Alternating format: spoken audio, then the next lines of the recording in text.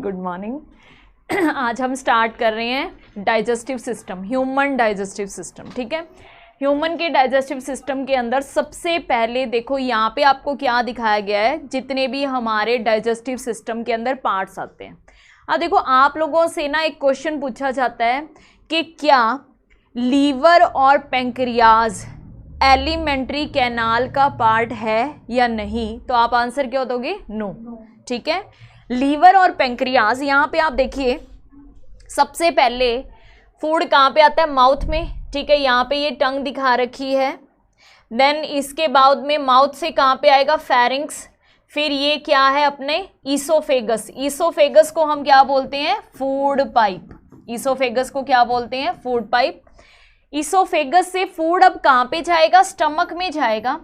Liver का कोई role नहीं है, लीवर का कोई रोल नहीं है, यानी आप ये कहेंगे कि लीवर में खाना नहीं जाता। लीवर से क्या सिक्रीट होता है? बाइल जूस सिक्रीट होता है, जो एलिमेंट्री कैनाल के अंदर भी आप क्या कहेंगे, यहाँ पे जहाँ से स्टमक से फूड है स्मॉल इंटेस्टाइन में जाएगा, वहाँ पे मिक्स होता है। इधर इसके बिल्कुल बैक साइड में क्या प्रेजेंट है? पेंक्रियाज। पेंक्रियाज से आते हैं पेंक्रियाटिक जूस, वो भी स्मॉल इंटेस्टाइन के अंदर डाले जाते हैं। ठीक है, तो इनके अंदर आपको याद रखना है लीवर और पेंक्रियाज। यहाँ पे क्या प्रेजेंट है? पेंक्रियाज। लीवर और पेंक्रियाज के अंदर कभी फूड जाता नहीं है, इनसे सिक्रीशंस आते हैं जो फूड के डाइजेशन में हेल्प करते हैं। तो एलिमेंट्री कैनाल के अंदर आप लीवर और पेंक्रियाज को ऐड नहीं करेंगे, क्योंकि वहाँ पर क्या है? फूड नहीं जाता। अब जैसे अगर आप पैसेज देखें तो देखो यहाँ पे फूड कहाँ से कहाँ जाता है, फूड कहाँ से कहाँ जाएगा? देखो सबसे पहले फूड होगा माउथ में। माउथ में क्या आएगा? अपर और लोअर लिप। माउथ में क्या आता है? अपर और लोअर लिप। माउथ से फूड कहाँ जाएगा? ऑरल कैविटी में जाता है। ऑरल कैविटी से फेरिंग्स, फेरिंग्स से ईसोफेगस, ईसोफेगस से स्टमक, स्टमक से small intestine, then large intestine, then rectum और एनस। क्या मैंने इस ट्रैक में लीवर और पेंक्रियाज का नाम लिखा है? नहीं लिखा ना। इसका मतलब क्या है कि फूड ना तो लीवर में जाएगा ना पेंक्रियाज में जाएगा, उनसे तो क्या है? बाइल जूस और पेंक्रियाटिक जूस आएंगे जो फूड के डाइजेशन में हेल्प करेंगे। जो किस में हेल्प करेंगे? फूड के डाइजेशन में हेल्प करते हैं। ओके, तो ये सारे पार्ट दिखा रखे हैं आपको डाइजेस्टिव ट्रैक के। इसमें स्टमक के 3 पार्ट्स होते हैं। स्टमक का ये डायग्राम आपको शो किया हुआ है। इसके अंदर ऊपर वाले पार्ट को हम क्या बोलेंगे भाई? फंडस। सेकंड क्या है? कार्डियक। और थर्ड क्या है? पाइलोरिक। आपको यहाँ पे क्वेश्चन पूछ सकते हैं कि क्या फंडस पार्ट के अंदर फूड जाता है? नो। ठीक है, फंडस पार्ट है। देखो यहाँ से इस तरीके से फूड के पार्टिकल्स आ रहे हैं, फूड के पार्टिकल्स आ रहे हैं तो सीधे इस तरीके से आएंगे और ये कार्डियक रीजन में रहेंगे। कार्डियक से ये इधर आ जाएंगे, लेकिन फूड पार्टिकल्स इधर नहीं जाते हैं। यहाँ पे क्या भरी रहती है? गैस, या फिर आप क्या कहोगे? एयर। ये क्वेश्चन आपसे पूछ सकते हैं कि स्टमक के कौन से पार्ट के अंदर एयर भरी रहती है? स्टमक के कौन से पार्ट के अंदर एयर भरी रहती है? तो आप क्या आंसर दोगे? फंडस। ठीक है, तो माउथ का कोई पार्ट नहीं है। Oral cavity, pharynx, oesophagus, stomach के 3 पार्ट हो गए, फंडस, कार्डियक और पाइलोरिक। देन इसके बाद आता है अपना स्मॉल इंटेस्टाइन। स्मॉल इंटेस्टाइन के भी अपने 3 पार्ट होते हैं भाई। सीक्वेंस वाइज ये नाम लिखे हुए क्या क्या होते हैं? Duodenum, jejunum, ileum. क्या क्या होते हैं? ड्यूडेनम, जेजेनम, इलियम है स्मॉल इंटेस्टाइन। स्मॉल इंटेस्टाइन के ऊपर ना एक क्वेश्चन और पूछा जाता है कि ये लार्जेस्ट पार्ट है एलिमेंट्री कैनाल का, कितनी लंबी होती है? कोई बता सकता है?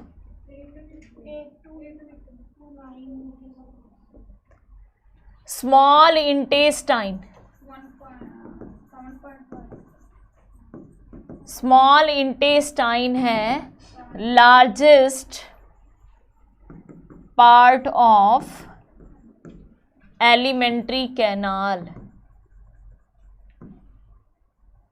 लार्जेस्ट, लॉन्गेस्ट भी कह सकते हो। ठीक है, नहीं, लॉन्गेस्ट सबसे लंबा पार्ट या सबसे लार्ज पार्ट कौन सा है? स्मॉल इंटेस्टाइन है। ये कितनी लंबी होती है? 6 मीटर।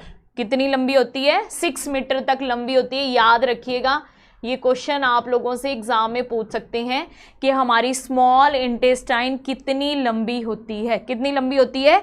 6 मीटर तक लंबी होती है। ठीक है, अब इसके अंदर लास्ट पार्ट अपना क्या है? Large intestine. लार्ज इंटेस्टाइन के पार्ट लिखो।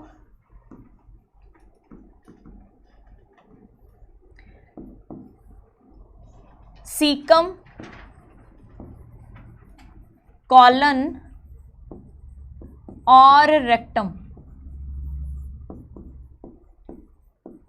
सीकम, कॉलन और रेक्टम। सीकम पार्ट के आगे एक आउटग्रोथ निकली होती है। जैसे हम लार्ज इंटेस्टाइन का डायग्राम बनाते हैं ना, तो इस तरीके से बनाते हैं बेटे। देखो, एक यहाँ पे ऐसे, यहाँ पे इस तरीके से एक आउटग्रोथ निकली हुई होती है, और लार्ज इंटेस्टाइन है ना, वो ऐसे होती है क्वेश्चन मार्क शेप के अंदर, इस तरीके से।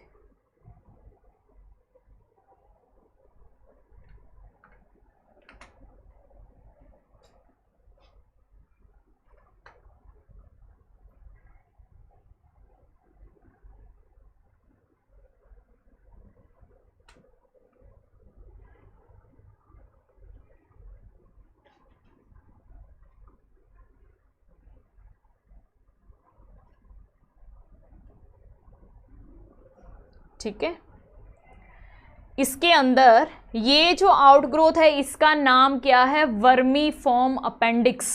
सुना है सबने? Vermiform appendix. ये क्या है? वेस्टिजियल ऑर्गन है हमारा। यानी पहले कहते ये हमारी बॉडी के अंदर एंटीबायोटिक्स को सिक्रीट करता था। ठीक है, इसके अंदर बैक्टीरिया रहता था, लेकिन अब इसका कोई काम नहीं है, ये कोई काम नहीं करता, इसलिए इसे हम क्या बोलते हैं? वर्मीफॉर्म अपेंडिक्स को बोलते हैं वेस्टिजियल ऑर्गन। वेस्टिजियल ऑर्गन मतलब बेकार ऑर्गन, किसी काम का नहीं है। ठीक है, इस पार्ट को क्या बोलेंगे? Caecum, then colon. कॉलन ये 3 टाइप का है, देन उसके बाद में रेक्टम। ठीक है, तो ये है लार्ज इंटेस्टाइन के पार्ट्स। लास्ट अपने पास क्या है? एनस।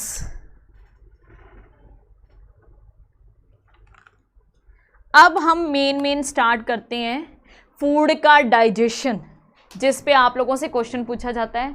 सबसे पहले कहाँ पे स्टार्ट होगा? माउथ के अंदर। आप लोगों से ये क्वेश्चन पूछा जाता है कि डाइजेशन कहाँ पे शुरू हो जाता है। आपको एक चीज़ याद रखनी है कि कभी भी हमारे फूड पाइप के अंदर कोई डाइजेशन नहीं होता। फूड पाइप के अंदर कोई डाइजेशन नहीं होता, वो तो एक वे है, रास्ता है, जहाँ से फूड है वो स्टमक तक जाएगा। ओके, तो यहाँ पे आगे देखो आप, नेक्स्ट आप क्या करेंगे?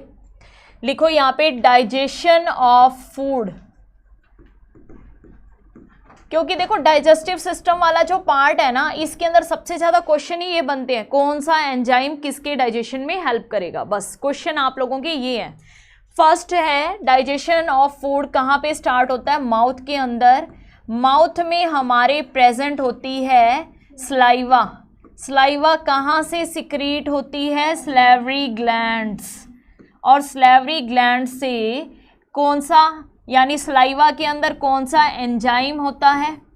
क्या बोलेंगे? एंजाइम का नाम है अमाइलेज, या फिर हम इसे क्या बोलते हैं? टाइलिन।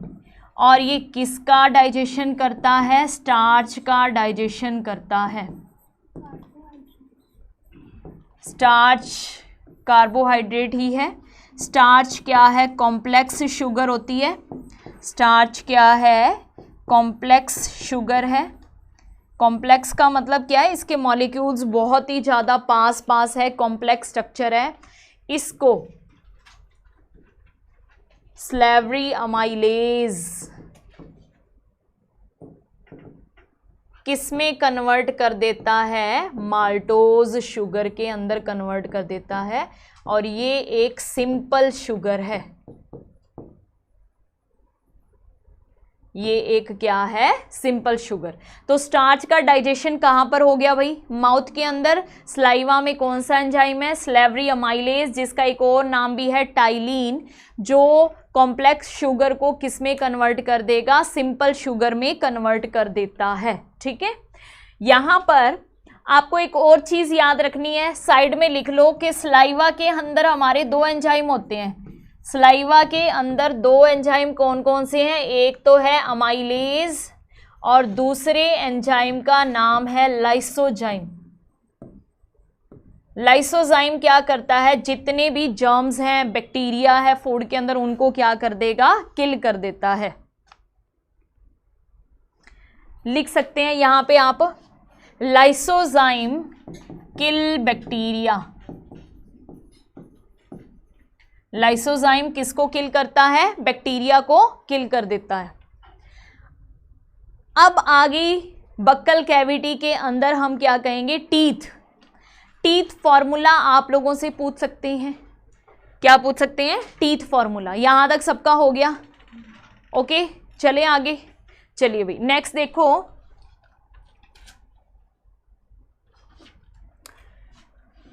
टीथ। अगर आपसे ये पूछें कि बच्चों में कितने टीथ होते हैं तो क्या बोलोगे, 20। और उनका टीथ फॉर्मूला लिख लो।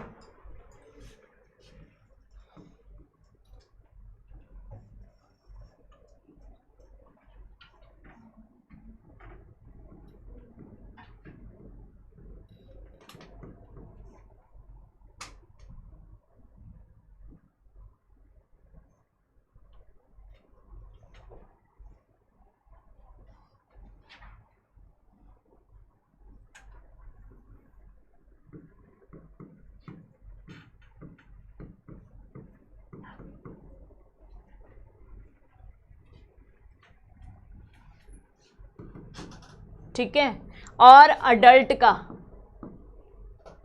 टीथ फॉर्मूला लिखो।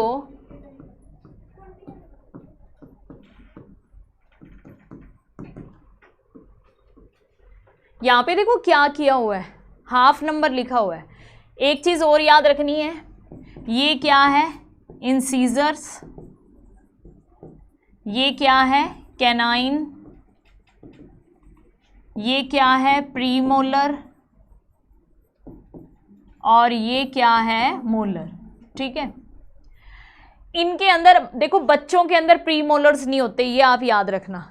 आपसे ये क्वेश्चन पूछा जाए कि कौन से दांत ऐसे होते हैं जो एक बार ही आते हैं, कौन से प्रीमोलर है वो एक बार ही आते हैं, ठीक है, ना वो टूटे ना कुछ और हो, क्योंकि बच्चों में तो वो होते ही नहीं, और एक बार ही आते हैं, फिर टूटेंगे कैसे। उसके बाद में आपको एक चीज़ और याद रखनी है, ये जो नंबर लिखा हो ना, ये हाफ लिखा हुआ है। हाफ का मतलब बीच में से यूँ डिवाइड कर दो, इधर इधर वाला लिखा हुआ है, ठीक है, इधर वाला नहीं लिखा हुआ, बीच में से डिवाइड कर दें, इधर इधर वाला लिखा हुआ है, यानी कि ऊपर इधर वाली साइड 2 इंसीजर हैं, 1 कैनाइन है, 2 प्रीमोलर है, 3 क्या है, मोलर, इधर वाली साइड। ठीक है, सेम इधर होएगा। इधर इन्होंने क्या बोला है कि बच्चों के अंदर 2 इंसीजर होता है, 1 कैनाइन होते हैं, प्रीमोलर तो होता ही नहीं है, और मोलर कितने होते हैं, 2 होते हैं। ठीक है, याद रखिएगा इस चीज़ को। इसके बाद में देखो नेक्स्ट अपना क्या आता है, फेरिंग्स कुछ नहीं है, एक वे है। ईसोफेगस में भी आपको कुछ नहीं लिखना। नेक्स्ट आ गया स्टमक। स्टमक के अंदर चलो भाई हेडिंग लगाओ स्टमक। स्टमक के अंदर बहुत सारे काम होंगे। सबसे पहले आप यहाँ पे लिखो कौन कौन से एंजाइम्स होंगे। ठीक है, स्टमक के लिए टर्म यूज की जाती है गैस्ट्रिक। तो यहाँ पे जो ग्लैंड्स होंगी उनको क्या कहेंगे, गैस्ट्रिक ग्लैंड्स। स्टमक में क्या क्या होता है, HCl, हाइड्रोक्लोरिक एसिड। आपसे क्वेश्चन ये पूछ सकते हैं हाइड्रोक्लोरिक एसिड को कौन सिक्रीट करता है, तो क्या बोलोगी, चीफ सेल या फिर oxyntic cell. Chief cell, chief cell का एक और नाम भी है, क्या बोलेंगे, ऑक्जेंटिक सेल। किसका सिक्रेशन करती हैं? HCl का। ओके, दूसरा यहां पर क्या है, प्रोटीन को डाइजेस्ट करने वाला एंजाइम कौन सा होगा भाई? पेप्सिन। कौन सा होगा? पेप्सिन। पेप्सिन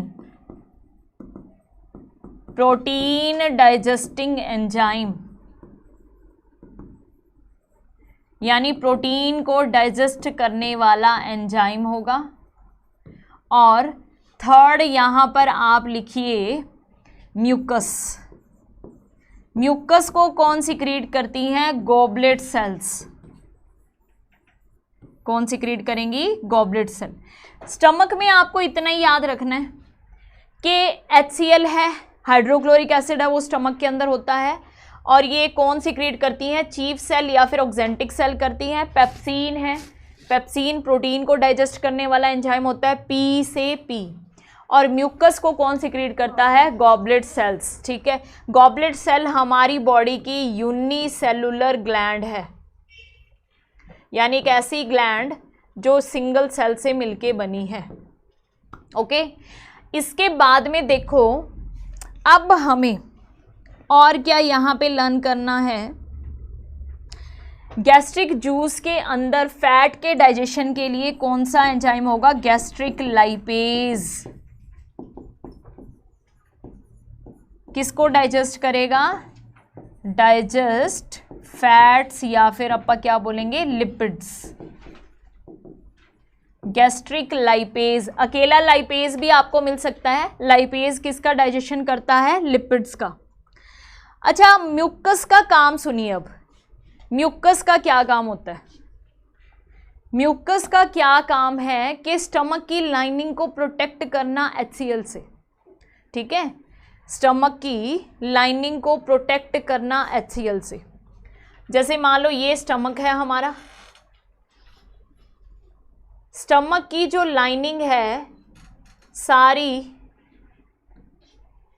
इस लाइनिंग को प्रोटेक्ट करेगा म्यूकस। म्यूकस क्या होता है? ऐसे ना आप ये कहोगे वाइट कलर का जेल लाइक सब्सटेंस होता है। ठीक है, जिसकी ना अंदर पूरे लेयर होती है म्यूकस की। यहाँ पे क्या होएगी? लेयरिंग होती है इस तरीके से।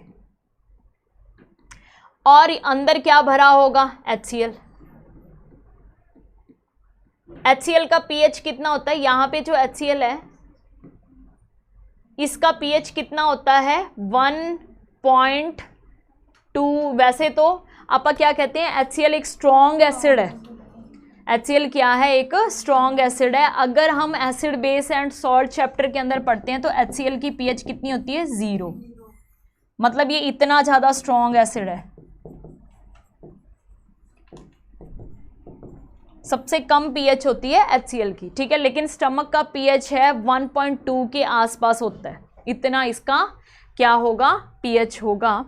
अब यहाँ पे इस HCl से स्टमक की लाइनिंग को कौन प्रोटेक्ट करता है? म्यूकस। ठीक है, अगर हमारे अंदर एसिडिटी की प्रॉब्लम है तो ये HCl क्या करता है? म्यूकस की लाइनिंग को तोड़ देता है और स्टमक के अंदर क्या है? अल्सर हो जाता है, घाव हो जाते हैं, फिर पेट में दर्द होना शुरू हो जाता है। अगर हम ज़्यादा मिर्च मसाले और हैवी फूड और मतलब ऑयली फूड, बाहर का बर्गर पिज़्ज़ा वगैरह, ये ज़्यादा अगर अपनी डाइट के अंदर लेंगे तो। ठीक है, तो आगे देखिए, अब हम कहाँ पहुँचेंगे? स्मॉल इंटेस्टाइन के अंदर। स्मॉल इंटेस्टाइन के अंदर क्या होगा? देखो भाई, स्मॉल इंटेस्टाइन करने से पहले हम पढ़ते हैं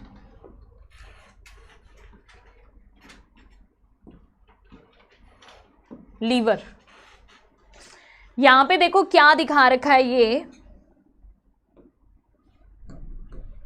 ये स्टमक है, ये स्टमक है। स्टमक के साथ आपको यहां पे दिख रही है एक स्ट्रक्चर, इसे बोलते हैं स्प्लीन। क्या बोलते हैं? स्प्लीन। स्प्लीन क्या होता है? ग्रेव यार्ड ऑफ आरबीसी, कब्रिस्तान ऑफ आरबीसी। लिख लो यहां पे, स्प्लीन क्या होता है? Graveyard of RBC. कब्रिस्तान है ये आरबीसी का, मतलब जितनी भी आरबीसी मर जाती हैं उनको ये क्या है, पकड़ पकड़ के ख़त्म कर देता है और बॉडी की सफाई कर देता है। ओके, तो यहाँ पे स्टमक के साथ देखो स्प्लीन लगा हुआ है। ये स्टमक के इधर वाली साइड क्या है, लीवर। ये क्या लगा हुआ है, लीवर। और लीवर के ऊपर आपको दिख रहा है ये ग्रीन सी थैली, ये क्या है, गॉल ब्लैडर, जिसे अपन नॉर्मल लैंग्वेज में बोलते हैं पित्ते की थैली। तो इस लीवर के अंदर यहां पर बनता है भाई बाइल जूस। यानी क्वेश्चन क्या आता है कि लीवर किसको सिक्रीट करता है, लीवर सिक्रीट करता है बाइल जूस, और स्टोर कहां पे होता है, गॉल ब्लैडर के अंदर। ठीक है, तो आपने याद रखना है कि liver secrete bile juice. Liver किसको सिक्रीट करता है, बाइल जूस को सिक्रीट करता है। और स्टोर कहां पे होता है bile juice, store in gall bladder. ठीक है, दोनों क्वेश्चन आपसे पूछे जाते हैं कि बाइल जूस कौन सिक्रीट करता है, कौन स्टोर करता है। सिक्रीट तो करता है लीवर और स्टोर करता है गॉल ब्लैडर। ठीक है, अब गॉल ब्लैडर से जितना भी बाइल है ये देखो किसके अंदर जा रहा है, स्मॉल इंटेस्टाइन। ये पाइप है ना, ये पीछे से होती हुई ये देखो यहाँ पे ओपन हो रही है, यहाँ पे ओपन हो रही है। यानी गॉल ब्लैडर से सारा बाइल जूस अब कहाँ पे जाएगा, ये स्मॉल इंटेस्टाइन का ड्यूडेनम पार्ट आ गया। स्मॉल इंटेस्टाइन का कौन सा पार्ट आ गया, ड्यूडेनम। हाँ जी, ये गॉल ब्लैडर से देखो, फिर से देखो, गॉल ब्लैडर से ये जो पाइप आ रही है, डक्ट आ रही है, इस डक्ट को बोलते हैं सिस्टिक डक्ट। क्या बोलते हैं, सिस्टिक डक्ट।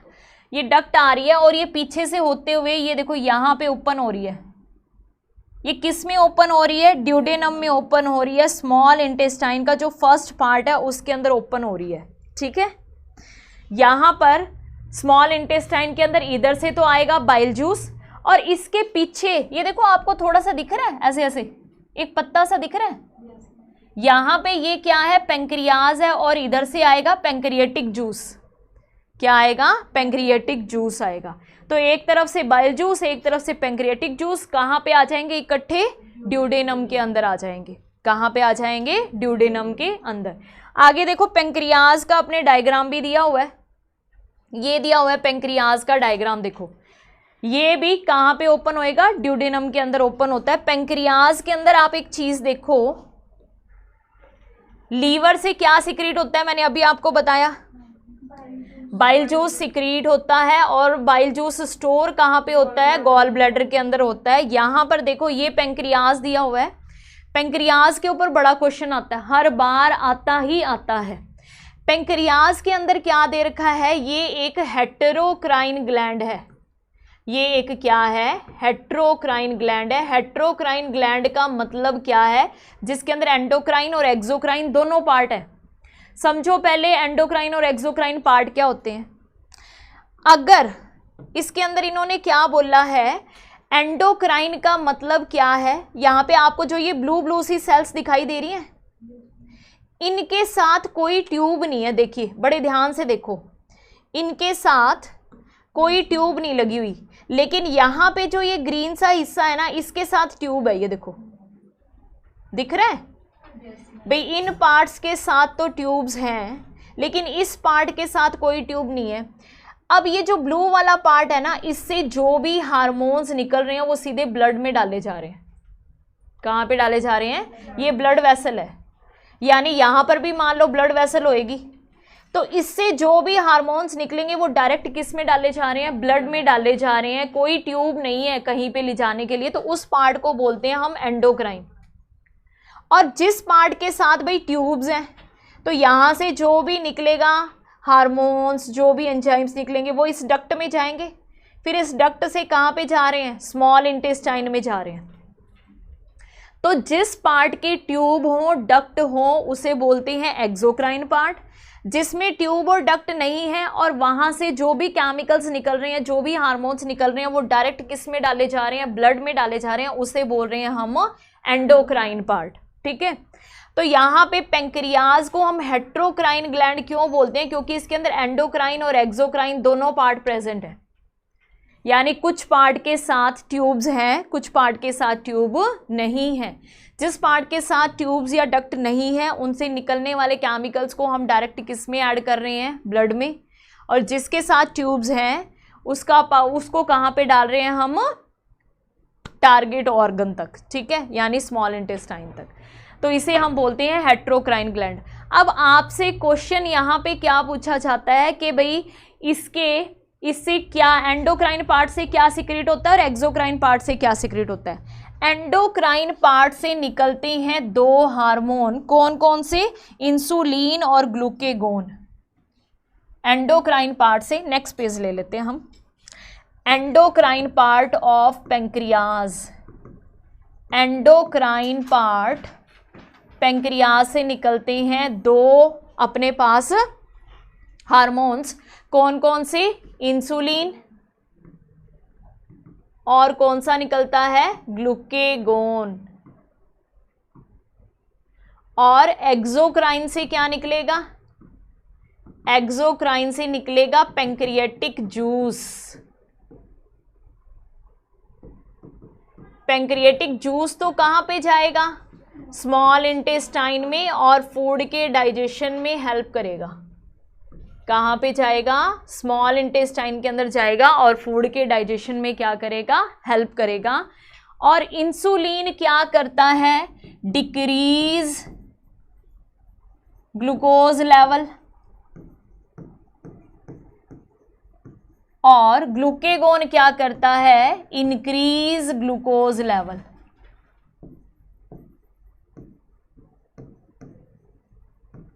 इन ब्लड, यानी एक तो ब्लड में ग्लूकोज के लेवल को कम कर रहा है और दूसरा ब्लड के अंदर ग्लूकोज के लेवल को बढ़ा रहा है, ठीक है।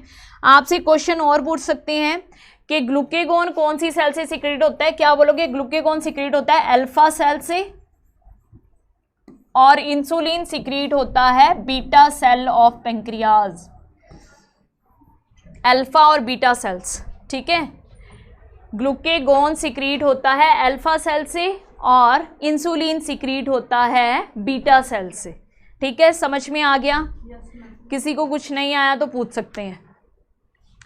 तो ये हो गया पेंक्रियाज का स्मॉल इंटेस्टाइन और वो पेंक्रियाटिक जूस, और हम क्या कहेंगे, एंडोक्राइन पार्ट से सिक्रीट होने वाले हार्मोन्स, ओके।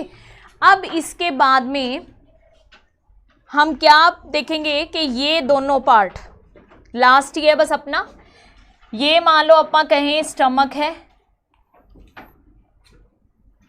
स्टमक में यहाँ पे स्मॉल इंटेस्टाइन का ड्यूडेनम पार्ट है, इधर हम क्या कहेंगे, पेंक्रियाज ओपन होता है और क्या आएगा, पेंक्रियाटिक जूस, और यहाँ पे क्या है, लीवर, तो इधर से क्या आएगा, बाइल जूस, यानी इधर से बाइल जूस आएगा, इधर से क्या आएगा, पेंक्रियाटिक जूस आएगा, और सब क्या है, स्मॉल इंटेस्टाइन में यहाँ पे मिक्स हो जाएंगे, और हम क्या कहते हैं, complete digestion of food. Complete digestion of food occur in small intestine. Food का जो कंप्लीट डाइजेशन है वो कहाँ पे हो जाएगा, स्मॉल इंटेस्टाइन के अंदर हो जाएगा, ठीक है। आगे इसके अंदर थोड़ा पार्ट अपना और रह रहा है कि भाई स्मॉल इंटेस्टाइन के अंदर किस तरीके से फूड का डाइजेशन होता है, वहाँ पे बिलाइज होती हैं, ठीक है। फैट का डाइजेशन कैसे होता है, कौन कौन से एंजाइम हैं, तो वो हम करेंगे नेक्स्ट क्लास के अंदर, ओके। तो मिलते हैं फिर कल, ठीक है, ओके।